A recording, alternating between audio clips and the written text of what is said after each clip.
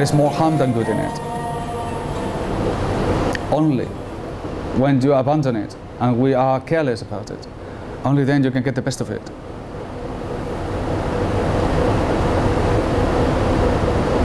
And there is no shortcut in this. Courage. Give courage to our people to say, obey Allah. It doesn't matter if you understand it or not. Obey, obey, obey. And we are here to do that. So there are dinars and souq and qafilah. This is Arabic words. Arabic words that a child of 5, 6 years old will know. They are not complicated words. They're simple words. And then what follows from there is other elements that they create the environment upon which the contracts take place. Qirad. Qirad, without understanding the caravans, you cannot understand Qirad. It's impossible to understand Qirad. For it is the contract of the caravans. And what becomes obligatory in Qirad depends precisely on those elements of the caravans. So people, which they call today mudharabah, because this is the word used in Iraq, Qirad is the word that we use in Medina, but it's the same contract. Although, as you see it interpreted today, they looked at two different contracts, in fact. But if you go to Qirad, the Qirad of Medina, you find that the regulations are very clear. For example, it says there is no time in Qirad. All the mudharabah made by the Islamic banks, so-called Islamic banks, they all have time, because that's how it operates. So 3 months mudharabah, they say. You cannot, because Qirad is for a business. So it lasts as long as the business lasts. It can take 2 days. Buy, sell, that's it, done. It can take a week. It can take a month.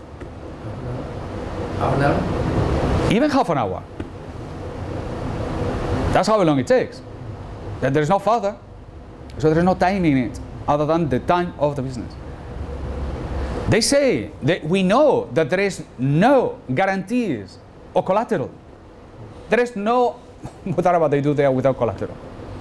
And Imam Malik says you cannot have collateral. You cannot ask the agent for collateral, for this is not the nature of the business. And if the agent is forced to have collateral, that collateral is considered part of the business, of the investment, because it's put at risk. Nobody follows that. Why? Because they cannot put it in practice in today's environment. So rather than saying, let's bring the caravans, they say, let's fit the contract into what is possible. So everything starts going wrong.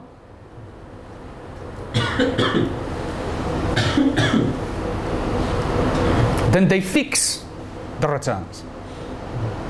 So I didn't bring it with me, but I showed the fuqara the other day, one mudharabah contract with 1.5% of annual profit every year. And they don't blink an eye.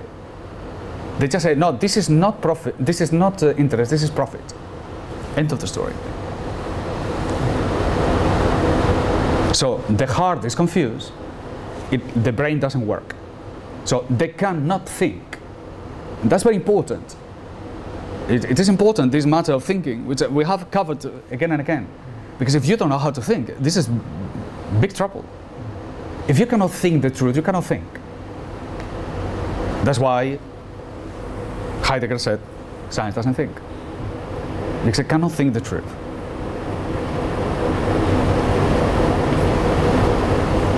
So therefore, you find a situation whereby the people have lost the Arabic. Now, this is a tragedy of enormous importance. Because if people go to the Quran and they read dinar, and they think dinar is the same as a US dollar, what chance do they have of understanding anything? If the language has lost its meaning, what are we going to do? If the word riba, if you ask a modern Arab, what is riba? Maybe 1 out of 10,000 give you the right definition. And perhaps I'm exaggerating. It's fine, it's fine. Those are right. You don't know that. They don't know. Well, I mean, most of the people will tell you interest, full stop, which is not interest. It's a lot more than interest. And comes about with a number of regulations and rules that I don't even entertain. Think about that, because then it's 1 out of a million that you get an answer from. But is it a failure? We have become less intelligent? No, I mean, theoretically, the people are more educated than before. The Malays are more educated than their grandparents who lived in the jungle, and they make mockery of them now. Huh? They were not dressed because they didn't have tujong and all this stuff. Yeah, but they had taqwa, and it was embedded in them. And they had it in the way they breathe, in the way they look at the world. And today, it's lost. Never lost completely. Because without, there would be lost completely, the earth will not hold itself together.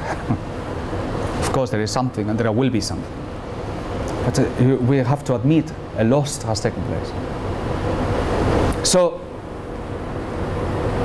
we acquire by taqwa a way of looking at matters that they speak to you. So you look at the dinar and you say dinar. Dinar is a dinar. It's not an Iraqi dinar. It's made of dahab. It's gold. Okay? And we could have stopped there and say to ourselves, we understand.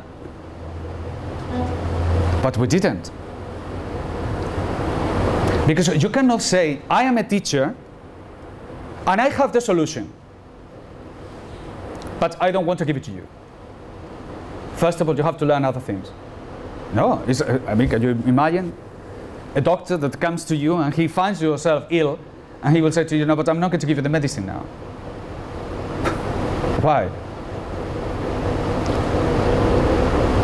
Or the doctor that you find himself ill from the same illness that he's trying to cure you. Isn't it true that the person who has acquired knowledge of these matters of muamalat will be in the practice of muamalat? Would you imagine somebody who knows what is right and he still decides, I have to postpone it to some other glorious event later on when I'm going to start doing it? And therefore, is it that difficult to recognize where the wisdom of this matter is? For it will not be any other way but the person who is teaching of these matters will be doing it. It's not that hard to understand. And therefore, your path to find out about these matters is not to come here and to say, now I know what the souq is, but to put it into practice. You do not understand what the gold dinar is by saying, I understand what the gold dinar is, but to put it into practice. And when you arrive and you put the coin, you don't stop there, you pass it on. For it is impossible to have this wisdom and not to do anything about it. It is impossible. You have to do something about it. It is impossible to have this wisdom and in your heart to say to yourself, it cannot be done.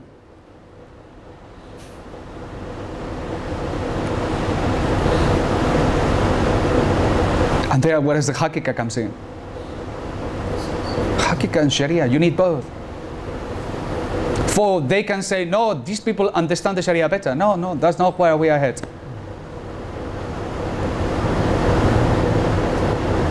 Because you must be doing it. And I tell you why. Because you die if you don't do it. Because you cannot live without doing it. Not only without doing it, without pushing yourself forward in doing it. For don't you see what we said on the very beginning of this affair? That what you find as an obstacle is the great opportunity of wisdom.